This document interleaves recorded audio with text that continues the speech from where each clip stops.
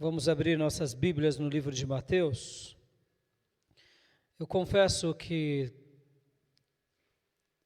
eu iria concluir hoje a mensagem que venho falando sobre vinho novo em odres novos, mas nessa semana Deus inflamou meu coração de uma forma tão especial sobre a segunda multiplicação dos peixes e pães, e eu quero então tratar desse assunto nessa noite.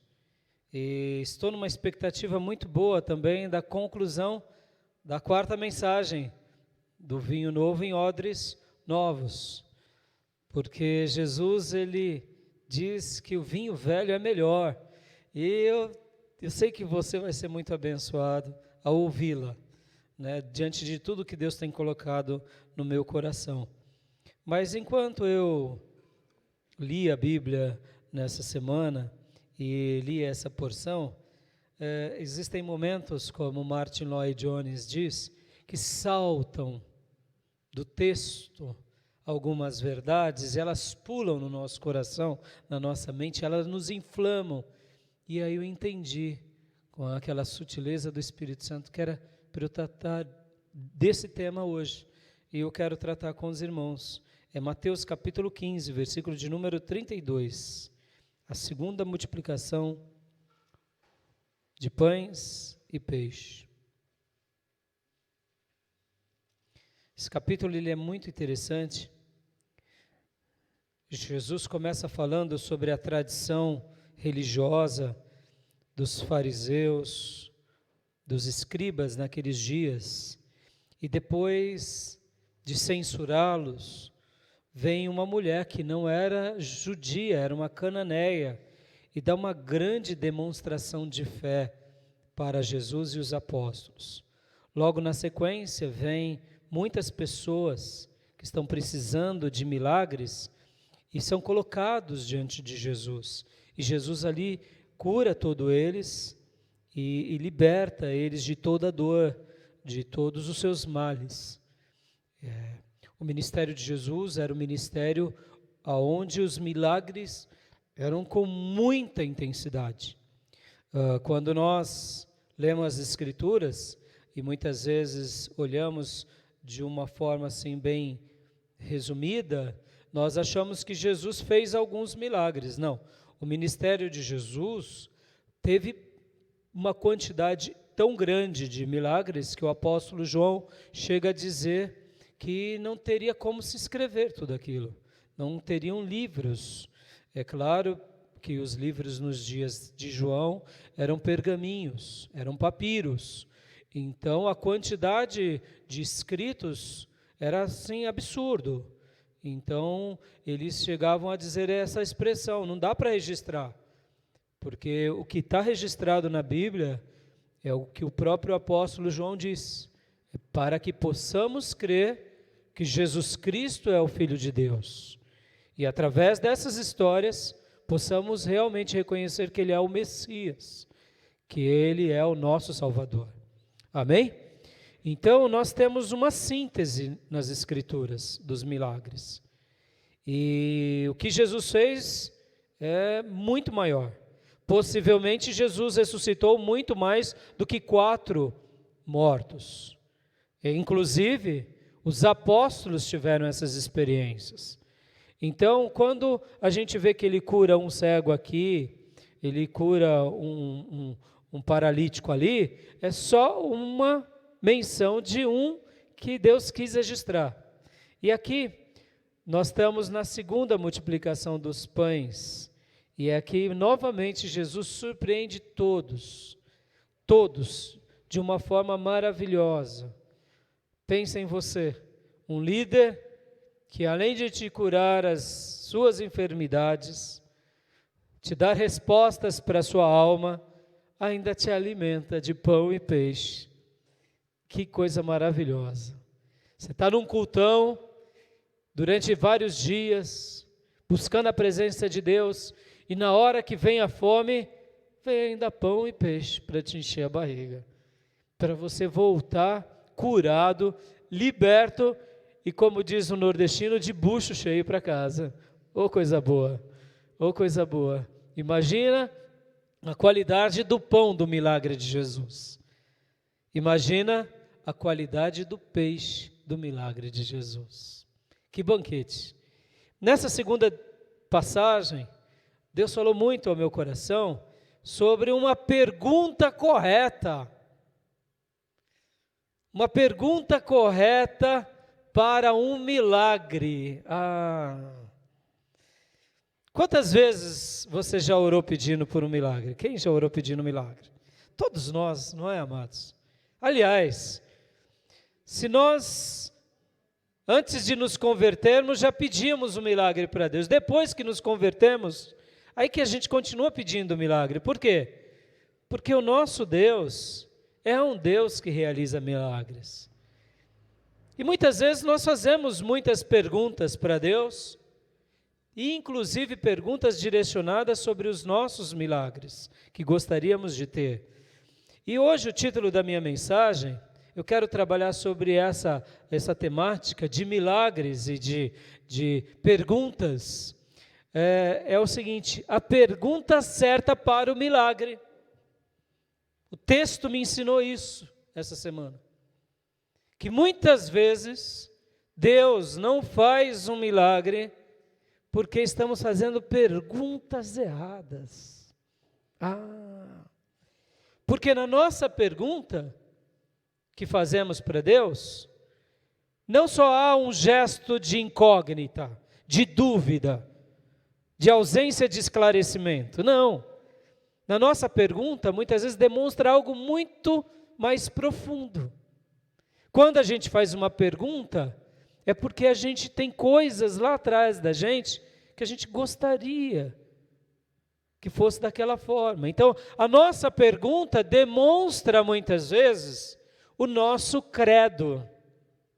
A nossa pergunta ou as nossas perguntas demonstram a maneira que acreditamos em Deus.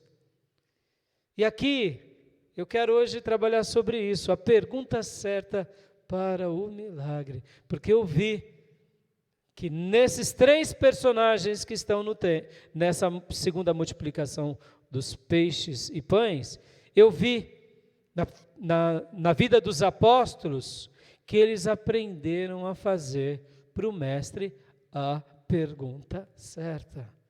Nesse enredo aqui, temos 3 figurinos. Temos a multidão, temos Jesus como Messias e temos os apóstolos como os discípulos que servem a Jesus e servem a multidão. E quem é que Jesus está ensinando aqui de uma forma muito especial? Os discípulos, os apóstolos. E aqui com os apóstolos, a gente vai aprender a pergunta correta. Quer milagre na tua vida? Vamos aprender nessa noite essa pergunta correta? Diga para o irmão que está do teu lado: olha, faça a pergunta correta e tenha um milagre de Deus na tua vida. Faça a pergunta correta e tenha um milagre de Deus na tua vida. Pode dizer aí, irmão, faz a pergunta correta, irmão. E aí, espera o milagre.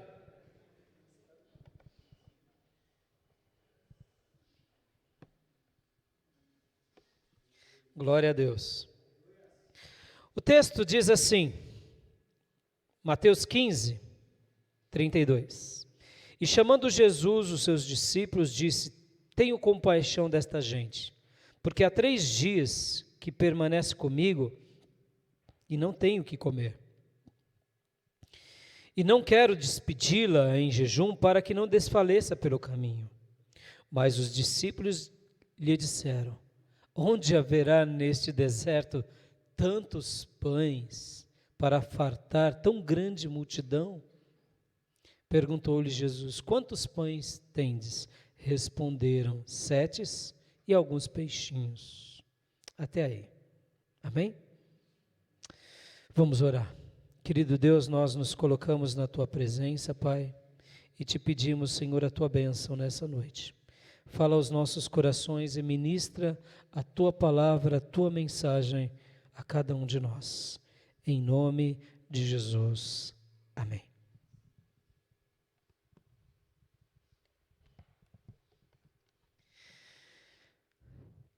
A pergunta de Jesus aos apóstolos, que não é apenas aos apóstolos, é a nós também. As perguntas de Jesus aos apóstolos geralmente deixavam eles embaraçados.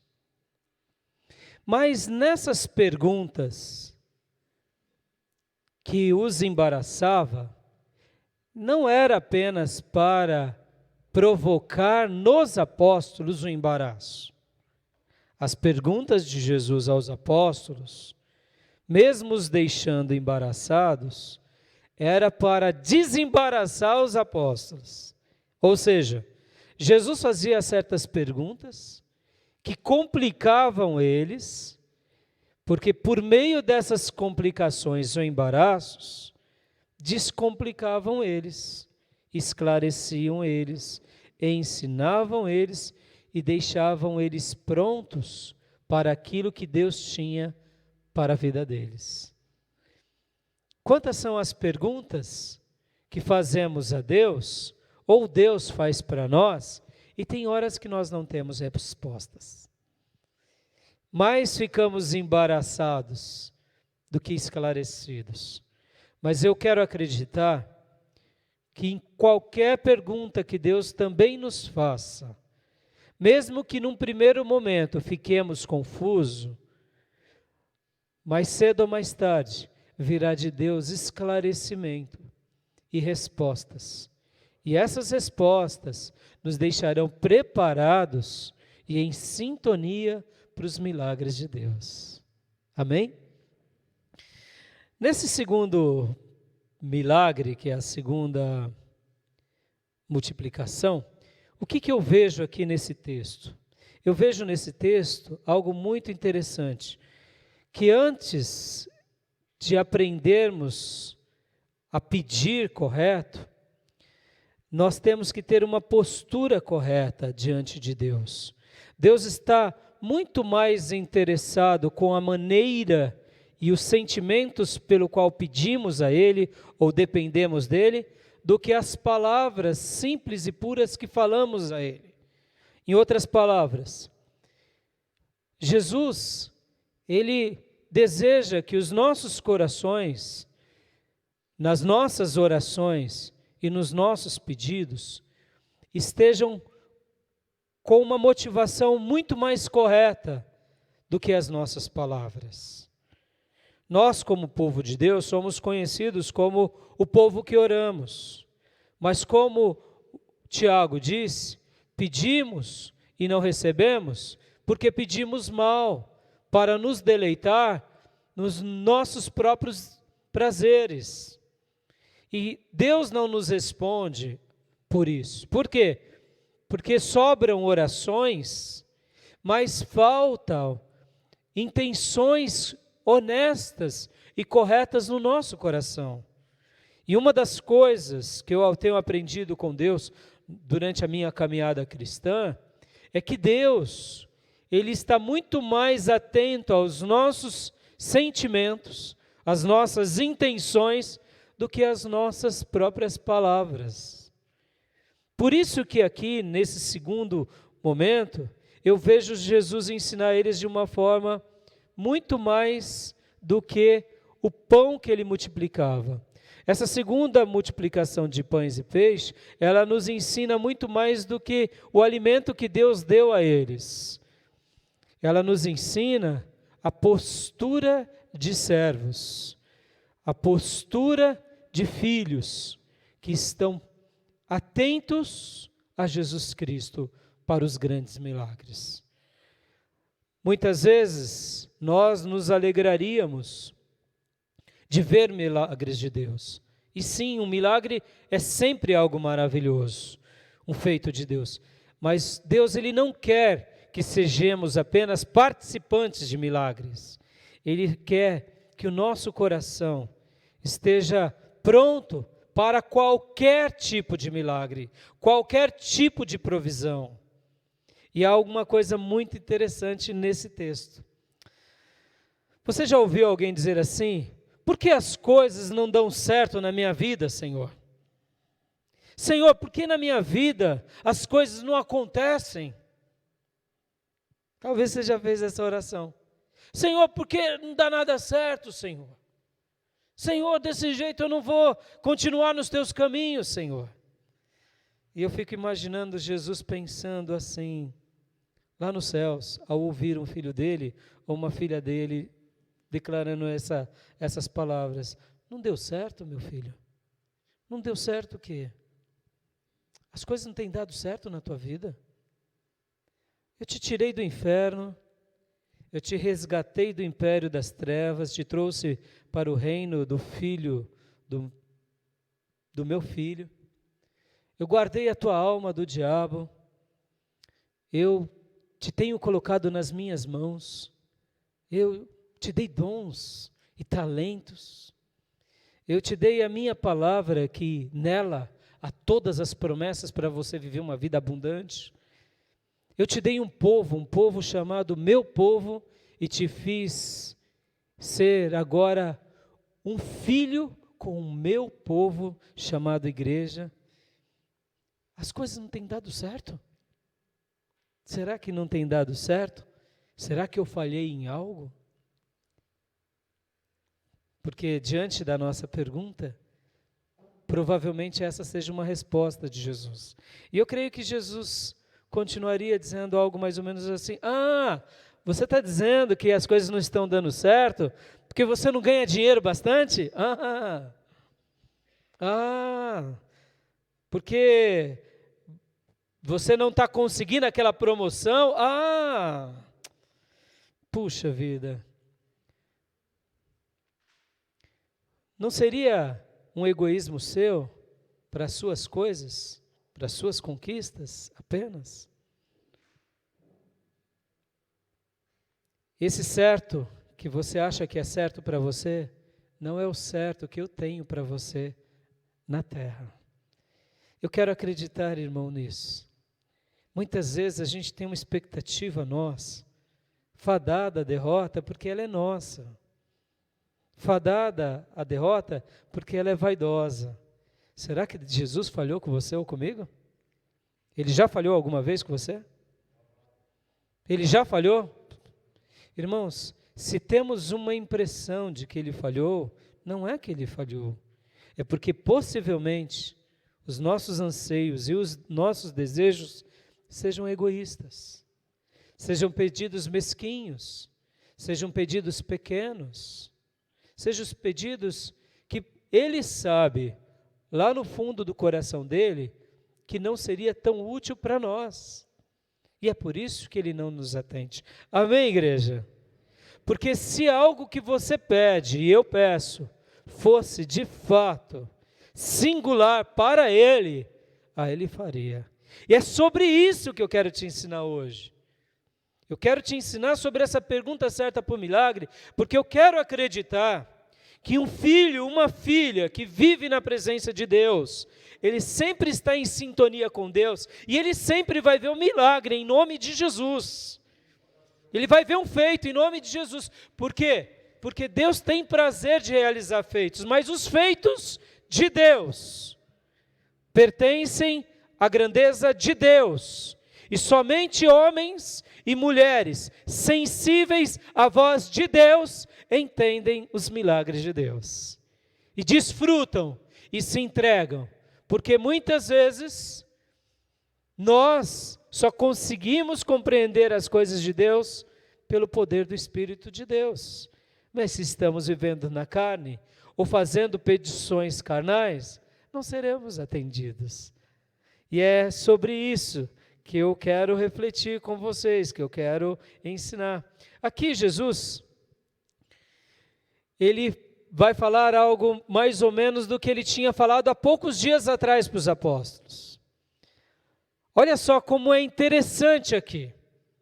Na primeira multiplicação dos pães e peixes, Jesus, volte um pouquinho a sua Bíblia comigo, lá em Mateus capítulo de número 14. Olha só que interessante.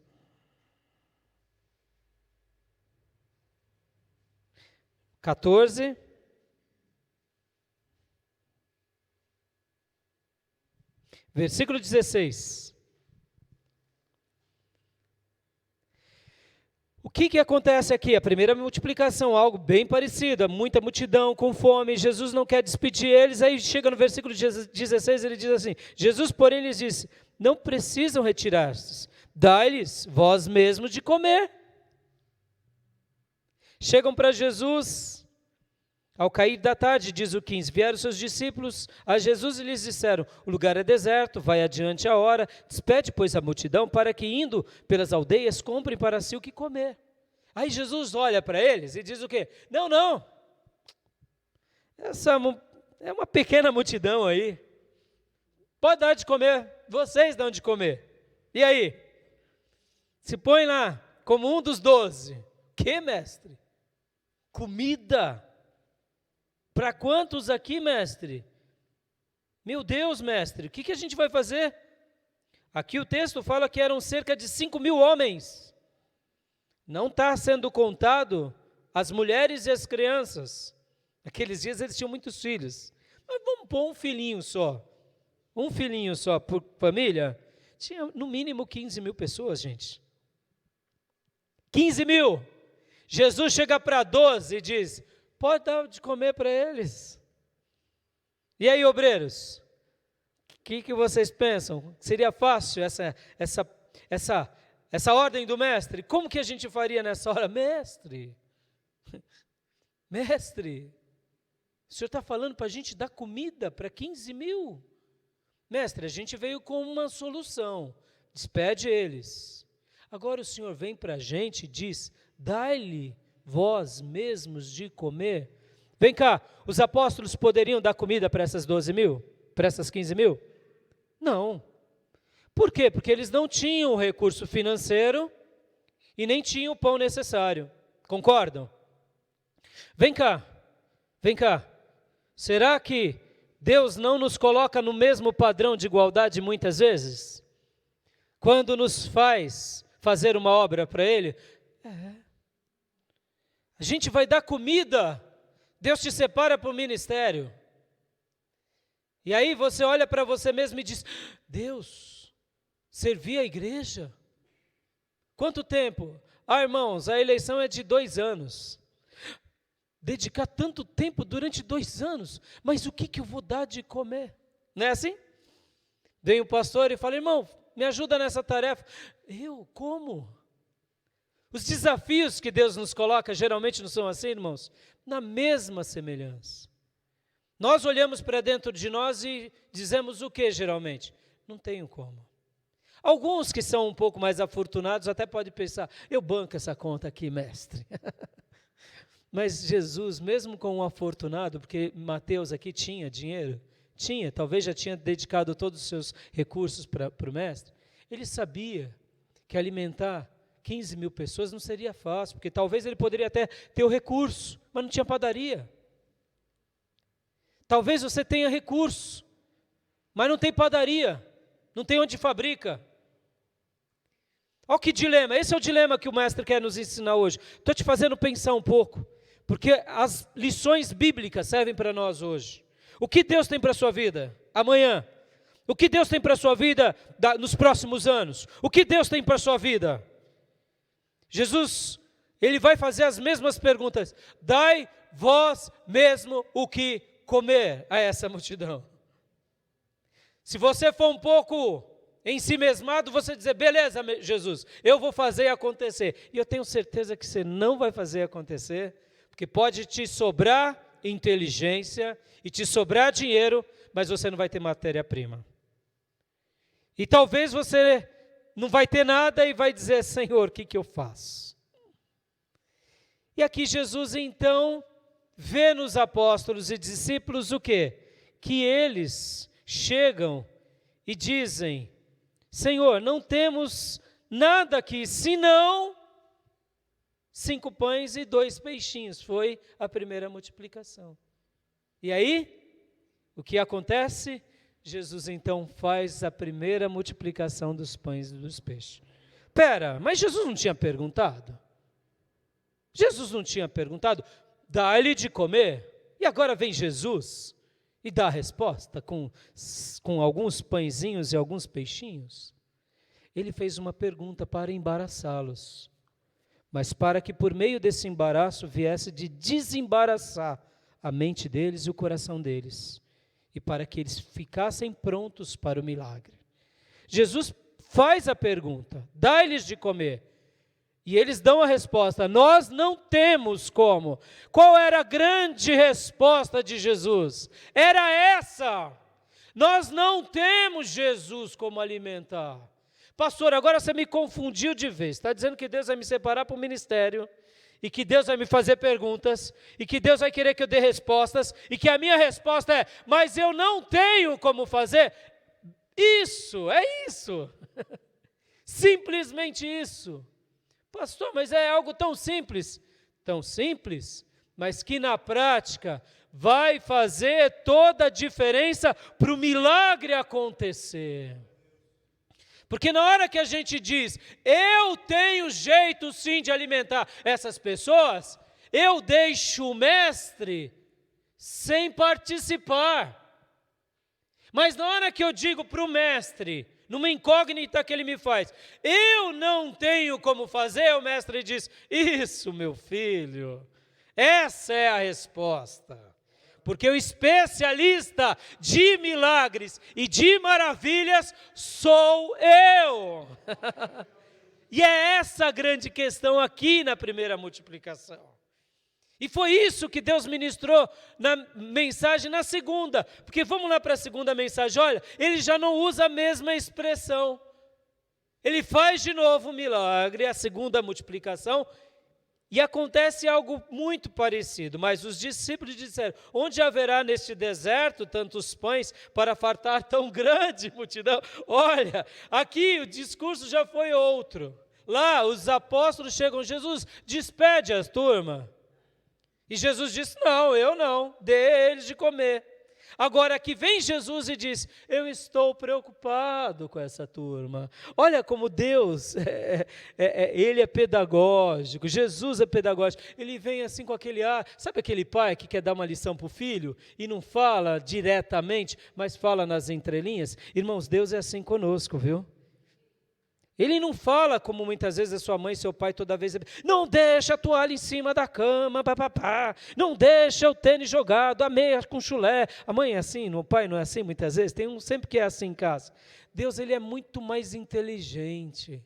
Ele nos põe em situações diferentes para que a gente caia em si. Ou seja, ele nos põe numa pergunta embaraçada, para nos tirar do nosso próprio embaraço, jamais para nos embaraçar mais. Aqui ele já diz, olha, eu estou preocupado, porque eu tenho compaixão dessa gente toda. Os apóstolos, eu imagino que um já olha para o outro, o mestre está ensinando, e não vamos mandar embora essa turma não, vamos tomar dura, vai que ele manda a gente fazer alguma coisa, não. E um olha para o outro, e Pedro olha para Tiago, Tiago para Tomé, Tomé para Judas. Eles nem se preocuparam de copiar o primeiro milagre, porque aqui eles poderiam falar, Pedro, já sai aí com Tiago e João dividindo em grupo de 50, Judas Iscariotes, você que é o cara da administração, já vai separando as cestas, porque para cada família é uma quantidade. Não, eles fizeram nada, eles falaram, deixa o mestre agir. E literalmente o que eles fizeram? Senhor, como a gente vai alimentar? Aí eu acredito, irmãos, no texto não diz. Eu acredito que nessa hora Jesus assim falava para si mesmo, aprender a lição. Da onde haverá nesse deserto tantos pães para fartar tão grande multidão, Jesus? Tipo olhando, só tu, Jesus, esse é assunto teu. E aqui Jesus não diz para eles, tanto no texto que está aqui em Mateus quanto em Marcos, Jesus não diz, dai vós de comer, porque eles já tinham aprendido, amém? A única coisa que eles fazem é mais do que depressa, mestre, 7 pãezinhos, 2 a mais do que na primeira vez. Mestre, está aqui, mestre. O senhor não precisa de 15 mil pães, o senhor não precisa de 15 mil talentos, o senhor precisa do quê? De discípulos atentos, sintonizados nas tuas lições, ligados na fiação espiritual, prontos para o milagre. Estou aqui, mestre, está aqui a equipe dos 12 em sintonia. Oh, já pedimos os 7 pãezinhos e alguns peixinhos, mestre, está aqui. E aí Jesus vem e faz o milagre, da forma clássica que ele faz. Irmãos, por que eu estou falando tudo isso? Na primeira ocasião, Jesus fez uma pergunta: dá-lhes de comer. E na segunda, ele só faz uma sugestão. E aqui há uma pergunta correta no versículo 33 dos apóstolos: mas quem pode, ou melhor, aonde haverá nesse deserto tantos pães para fartar tão grande multidão? Jesus, aonde? Em outras palavras, somente tu, Jesus. Isso é coisa tua, Jesus. Isso é trabalho teu, Jesus. Isso são feitos teus, Jesus. Queridos irmãos, ao refletir sobre tudo isso, ao pensar sobre tudo isso, eu queria nessa noite te frisar no seu coração. Quando nós aprendemos a fazer as perguntas certas para Deus, o milagre está à porta da nossa vida. Porque é Ele quem faz o milagre. Quem é o realizador de milagres? É Jesus Cristo. Não sou eu, não é você. Se você tem uma aptidão, se tem um talento, mas quem faz milagre na vida de alguém é o Nazareno e ponto final.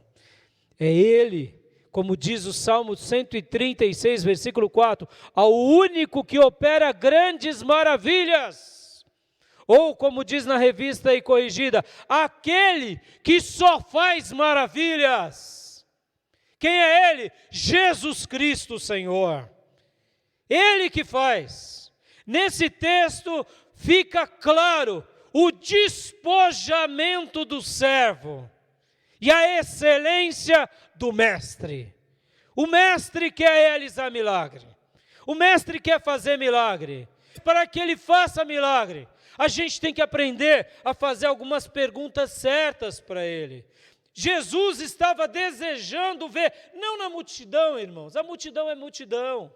A multidão vem pedindo cura, a multidão vem pedindo pão, a multidão vem pedindo leite, a multidão vem pedindo expulso o demônio, mas para os discípulos é diferente.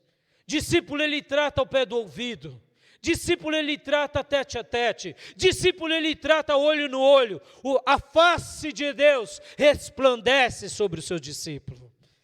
Para o discípulo ele quer fazer as perguntas corretas, ou melhor, quer dar os ensinos corretos, para ver se esses discípulos aprendem a fazer as perguntas corretas. Como por exemplo, irmãos, Jesus, o que o Senhor quer realizar com a minha vida? Quem sabe você tem orado assim, por que as coisas não dão certo na minha vida, mestre? Essa sua oração é errada. O milagre não vai ser atendido, porque talvez a sua perspectiva, o dinheiro é a resposta para você ser um vaso de Deus. E para Deus, para você ser um vaso de Deus, você precisa do Espírito Santo de Deus, e não é de dinheiro. Muitas vezes, a pergunta é, Senhor, o que eu preciso melhorar para que o Senhor me use poderosamente na terra? Senhor, o que eu preciso mudar para que o Senhor abra os meus olhos, os meus ouvidos e a minha vida seja transformada? Porque por meio da sua pergunta correta, o milagre invadirá a sua vida e você será um canal de Deus para dar de comer para muita gente em nome de Jesus. Muitas vezes você quer dar de comer o pão mesmo, e não é esse pão que Deus quer com que você dê de comer. O pão, irmãos, vai saciar a fome de alguns por alguns dias, mas quem sabe, na hora que você for instrumento de Deus, na área que Ele quer que você sirva, você vai ser um canal de vida de Deus, transformando gerações para a glória dEle. E isso não será feito no braço humano, mas será feito no poder espiritual. Ao perguntar aqui, os apóstolos, a pergunta correta, o milagre aconteceu. Faça a pergunta correta.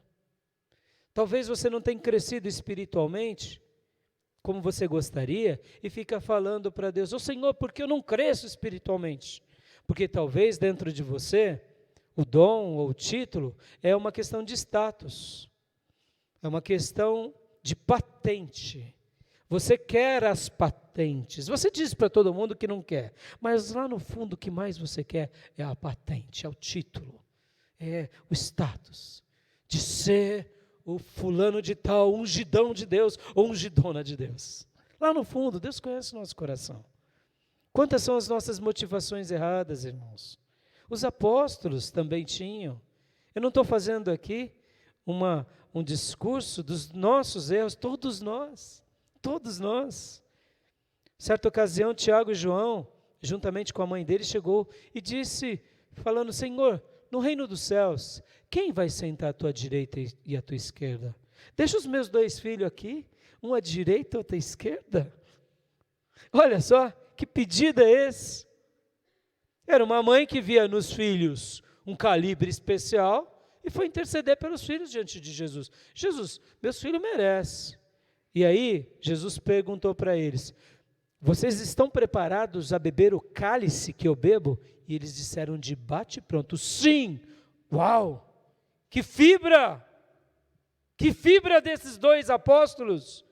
Mas Jesus disse: não compete a mim, compete ao meu Pai decidir quem ficará à minha direita ou à minha esquerda. Em outras palavras, o critério não é somente meu aqui, o critério é lá na eternidade.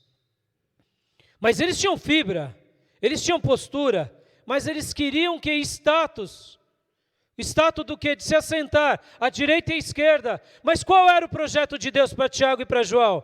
Era serem apóstolos nas nações, eram serem mensageiros de Deus. Quantas vezes a gente fica falando: Jesus, por que eu não cresço mais? Porque lá no fundo, do fundo do nosso coração, a gente tem algumas vaidades. E essas vaidades é o que nos impede de vermos o milagre acontecer.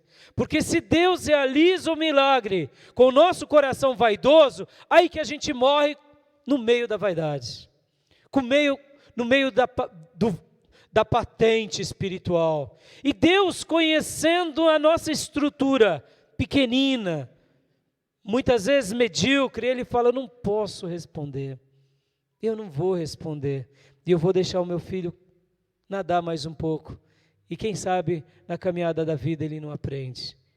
Quantas são as orações que a gente faz errado, irmãos? Senhor, por que isso não acontece aqui? Por que isso não acontece ali? Por quê? Porque de repente Deus não está preocupado com nada disso que a gente está preocupado. Ele quer apenas que você o olhe como o grande realizador de milagres da tua vida. Jesus é o especialista de maravilhas. E em segundo lugar, o texto nos ensina uma coisa maravilhosa: o lugar dos servos de Deus e a postura. Lembra que no início da mensagem eu disse que Deus estava muito mais preocupado, intencionado, desejoso pelas nossas intenções do que pelas nossas palavras? Lembram disso? Lembra que eu falei que muitas vezes para Deus o que o toca mais é como desejamos aquilo e não como fazemos a intenção correta? Lembram disso? Notem que na primeira multiplicação dos pães e peixes, eles recebem de Jesus uma incumbência e não cumprem. Por quê? Porque eles não são feitores de milagres. Hoje, quando nós, pela bondade de Deus, vemos um milagre acontecer por meio da nossa vida, do nosso ministério, saiba disso, amado. A glória de Jesus é para Jesus e somente para Ele, para todos sempre. Amém. Amém, queridos? Irmãos, nunca se envaideça, se alegre sim. Regozije-se sim de ser um instrumento de Deus, mas nunca se sinta melhor do que ninguém. Porque Deus pode usar o que Ele quiser, como Ele quiser. E se Deus está querendo te usar, é porque Ele quer te usar, então a glória é para Ele. Mas Ele é o único que pode ser glorificado. Se alegre de ser um instrumento, se alegre de ser um vaso. E se indigne de não ser um instrumento e de nem ser um vaso. Mas Ele é o feitor. E quando Ele realiza algo no ministério, a glória é para Ele, não é para o ministério. De tudo que ele faz, a glória é para ele. Então, a motivação é determinante no milagre. Mas uma segunda coisa determinante é a postura do servo. Como assim, pastor? Vou explicar. No primeiro multiplicação, depois da incógnita, eles viram que não podiam fazer o milagre, vão atrás dos pãezinhos e peixinhos. Agora, aqui no segundo, mais do que depressa, eles, alto lá, já sabemos o que o Pai quer fazer. Opa. Se Jesus tivesse uma terceira multiplicação dos pães, eu não tenho nem dúvida. Opa, quem está aí com uma lancheira, garoto, deixa eu ver, quem tem aí, eles já estavam antenados. Por que não teve uma terceira multiplicação dos pães e precisou de uma segunda? Eu não quero acreditar que foi por causa do povo, porque o povo mesmo clamou Jesus como rei, e isso criava nele indignação. O livro de João vai demonstrar isso. Depois da multiplicação do pão e do peixe, o povo dizia: esse é o nosso rei, esse é o nosso Deus, esse é o nosso tudo. E Jesus então fala assim: vocês me declaram como rei porque vocês querem comida fresca, não porque os meus ensinos desafiam vocês. Vocês querem barriga cheia, vocês querem um curandeiro. E aí Jesus vem, e lá em João, leia depois na sua casa o Evangelho de João, nessa parte que vai falar assim: aquele que não comer a minha carne e não beber o meu sangue não tem parte comigo. E aí Jesus desce o cajado, muitos vão embora, e aí ele ainda olha para os discípulos para concluir e diz assim: olha, vocês não querem ir embora também? Tipo assim, olha, eles estão querendo um rei porque comeram. Eles estão querendo um rei porque eles querem um líder político e religioso. Eu não quero ser esse rei deles. Eu quero ser o Deus deles, o rei deles, que conduz a alma deles, mesmo quando eu pedir para que eles se sacrifiquem por mim, que eles estejam prontos. Porque quem busca Deus para encher a sua barriga e simplesmente por isso não está disposto a seguir a Jesus quando vêm os grandes sacrifícios. Jesus encherá nossas barrigas, é claro, é promessa, mas Ele nos diz que passaríamos por aflições, seríamos açoitados e teríamos muito sacrifício. Ou seja, ser discípulo de Jesus não é só as rosas, são os espinhos. Amém, igreja? E nesse contexto, Jesus então faz a segunda multiplicação, não por causa do povo. Claro, o povo estava perecendo, Ele tinha compaixão, mas porque queria ensinar aos apóstolos, principalmente. E o que nesse segundo ponto nos ensina? O lugar dos servos, a atitude correta dos servos, a postura correta dos servos. Como eles agiram? Eles foram proativos. Opa, Deus está querendo fazer um milagre. Em outras palavras, eu estou pronto, Senhor, para os teus milagres. Irmãos, quantas vezes Deus quer fazer um milagre? Sempre. Quantas vezes Deus está querendo fazer um milagre? Várias vezes. E o que Ele está precisando para que Ele faça o milagre? Em primeiro lugar, Ele precisa ser reconhecido como Deus Todo-Poderoso. Amém? Você o reconhece como Deus Todo-Poderoso? E que você não é Todo-Poderoso? Opa, primeira lição, então já estamos, aula dada, aula aprendida. Segunda lição, a postura do servo para o grande milagre. Por quê? Porque aqui os apóstolos, eles vão atrás dos pães, eles estão prontos para ouvir o que Jesus tinha para fazer, eles estão atentos à ordem do mestre, e em outras palavras, Senhor, estamos à tua disposição. Deixa eu traduzir aqui para vocês.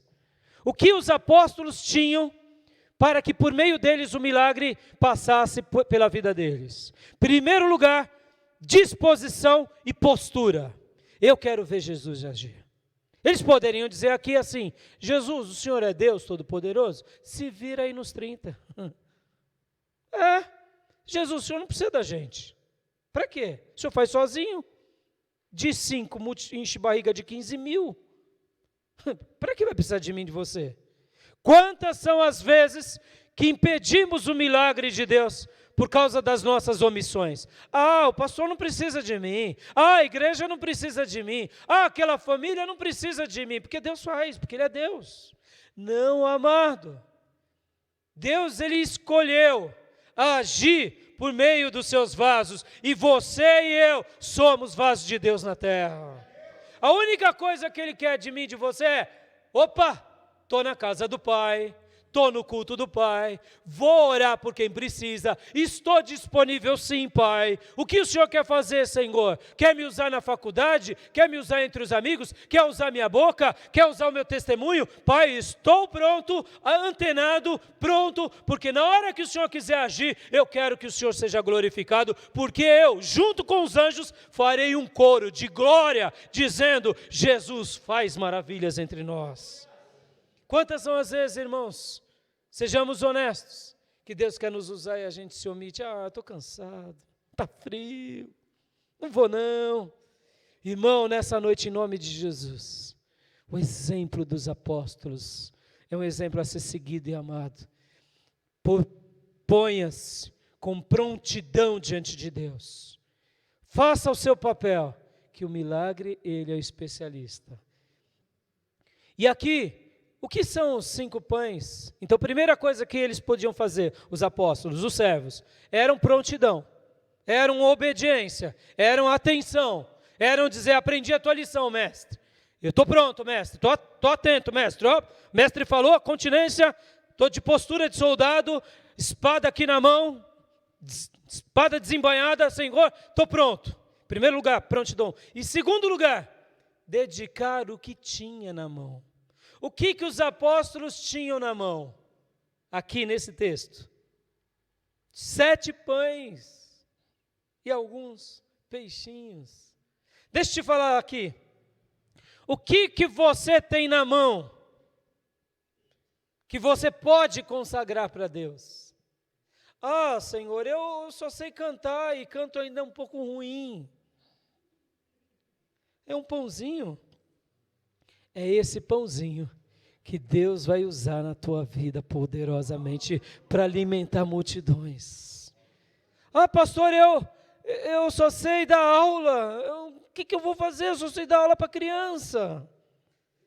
É um pãozinho, mas esse pãozinho, nas mãos do Todo-Poderoso, pode fazer maravilhas. Vem cá, quanto custa uma bola oficial de futebol? Uma bola oficial de futebol? Por volta. Dessas daí que jogam no Campeonato Brasileiro. 100 e poucos reais, 200 reais, no máximo, não é? Mas quanto custa essa bola de futebol do Campeonato Brasileiro nos pés do Neymar?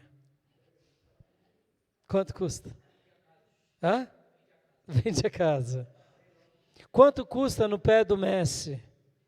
Quanto custa? Vem cá, irmão. Deus não está te pedindo muita coisa, não.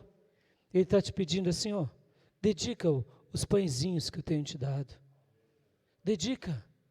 Você é um obreiro que ama servir na portaria? Dedique com zelo essa portaria em nome de Jesus. Você é um obreiro que ama ajudar na igreja de uma certa forma, limpando a igreja, cuidando da aparelhagem, cuidando da manutenção? Dedique isso. Dedique, porque não é somente a sua disposição, é a sua disposição nas mãos do Nazareno. Essa é a diferença. Mas pastor, eu só sei tirar foto. Pastor, eu só sei fazer uma gravaçãozinha. Mas pastor, eu só sei fazer uma oração. Eu só sirvo para ficar ali no ministério de intercessão. Pastor, é só isso, pastor. Mas nas mãos do Nazareno pode mudar centenas de vidas em nome de Jesus. Nessa noite, irmãos, eu quero dizer para você, em nome de Jesus, aprenda a fazer as perguntas certas para o Senhor, porque por meio dessas perguntas certas, o milagre estará à porta da tua vida. Ele vai te orientar. E não foi à toa que os apóstolos chegaram para Jesus e disseram: Senhor, ensina-nos a orar. Quantas vezes, irmãos, nós oramos tão errado por tantas coisas, de tantas maneiras, E aí Jesus nos deixa uma oração modelo, para que a gente possa, pelo menos, se situar como um padrão de referência, que é a oração do Pai Nosso. Na oração do Pai Nosso, Ele nos ensina, Pai Nosso que está no céu. Em primeiro lugar, o nosso Deus tem uma morada nos céus. Ele ensina na oração do Pai Nosso: venha o teu reino, seja feita a tua vontade. Ele ensina-nos a termos dependência de Deus em todas as áreas, a desejarmos ver o reino de Deus expandido sobre nós, a invocarmos o reino de Deus, porque o reino de Deus é melhor do que a nossa existência. Na oração do Pai Nosso, Ele nos ensina a pedir apenas o pão necessário, o pão nosso de cada dia nos dá hoje. Ele nem cita a roupa nem a água, Ele só cita o pão. Em outras palavras, dá-nos o necessário. Mas Ele nos ensina a pedir uma coisa muito maior do que o necessário. Ele diz: ajuda-nos a perdoar aqueles que nos têm ofendido e perdoa-nos também. Em outras palavras, quando Ele nos ensina do pão, Ele fala: peço o necessário, mas agora eu quero ensinar algo além do necessário, que é o perdão. O perdão. O perdão recebido e o perdão dado. Para Jesus, na oração do Pai Nosso, é muito mais do que o necessário, porque sem assim não receberíamos o perdão de Deus. Ele nos mostra a fugirmos da tentação e nos fala que existe um mal querendo nos devorar, mas Ele nos ensina a pedir proteção. Irmãos, faça as orações corretas. Faça as orações corretas. Eu me lembro que um dia na minha vida eu fiz uma oração simples, mas eu disse: Senhor, prepara um lugar para eu te adorar. E eu me tornei um cristão. Foi a coisa mais poderosa da minha vida. Como eu sei que eu estou fazendo as perguntas certas para Deus? Primeira coisa, há respostas poderosas de Deus sobre a nossa vida. Há respostas poderosas. E quando eu faço as perguntas certas para Deus, o meu banco de memória e o meu coração jamais se esquece daquelas experiências, porque são orações que invadem os céus, passam pelo trono de Deus, invadem a nossa alma, e há um emaranhado de bênção espiritual, e nós jamais nos esquecemos daquelas orações.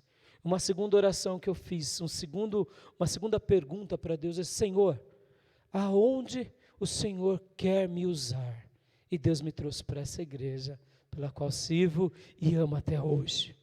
Quantas são as outras orações que Ele quer me responder? Basta eu aprender com o Mestre, porque Ele é o especialista de maravilhas, e basta eu me posicionar como um servo, atento à sua voz e disponível a Ele para tudo que Ele quer, consagrando o quê? Sempre os meus peixinhos, sempre os meus pãezinhos, porque o milagre vem dEle. Amém? Faça a pergunta certa para o Senhor. Faça a pergunta certa para o Senhor. Porque ao fazer a pergunta certa para o Senhor, você vai demonstrar para o Senhor que você está se enquadrando diante da vontade dEle. Que você está o vendo agora como Ele de fato espera que você o veja, como um Rei Supremo, como um Mestre que faz maravilhas. Que nessa noite Deus possa continuar falando ao seu coração e ao meu coração, e que Ele possa nos ensinar por meio das suas Escrituras e por meio do Espírito Santo de Deus a fazermos perguntas corretas, e que os milagres de Deus invadam a vida de todos nós, para a glória de Jesus. Amém? Quero orar com você. Talvez a sua vida, eu quero cantar aqui com os irmãos aquele último hino que a Ellen cantou, e eu queria que ela solasse, porque depois dessa oração eu queria que você refletisse sobre tudo que foi dito, pensasse sobre tudo que foi falado e cantasse de todo o seu coração essa canção, nesse gesto de oração. Mas enquanto eles vêm para cá, eu quero orar com vocês E quero te dizer, eu tenho certeza que o Espírito Santo falou ao teu coração. Quem sabe te mostrando tantas orações egoístas. E eu queria te dizer, meu irmão, olha, o mundo não gira ao seu redor. E nem mesmo ao redor do Sol. O nosso universo, ele não é heliocêntrico. O nosso universo, ele é um universo que gira em torno de Deus. Eu poderia dizer que ele é até heliocêntrico, é teocêntrico. Deus está sobre todas as coisas. A vida não está sendo rodada ao seu redor. Peça para Deus: Senhor, me ensina a orar correto. Eu quero aprender como os apóstolos aprendiam. Ó querido irmão e irmã, quem sabe aquela resposta que você espera há tanto tempo, você ainda não teve, porque você vem orando tão errado, tão errado. Nessa noite fala: Senhor, me ensina, Pai. Eu quero fazer a pergunta certa. Eu quero ter a motivação correta. E eu quero ver os teus milagres na minha vida, Jesus. Pai, eu apresento o teu povo nas tuas mãos e consagro a vida.